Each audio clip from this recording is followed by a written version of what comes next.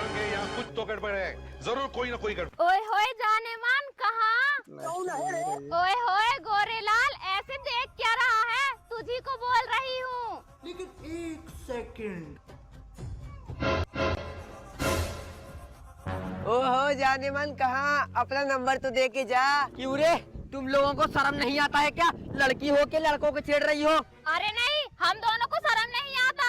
कितनी बेशरम हो तुम दोनों। तुम्हारे घर में बाप भाई नहीं है क्या? अबे ओए बुड्ढे, हमारे घर में बाप भी है और भाई भी है, लेकिन बाप के लिए दामाद नहीं है और भाई के लिए जीजा नहीं है। बदतमीज लड़कियों, तुम लोगों को बड़ों का लिहाज करना नहीं आता है क्या? अरे दीदी, इस बुड्ढी की जुबान कुछ ज्यादा ही नहीं चल रही है। रुक साले को अभी बताती हूँ।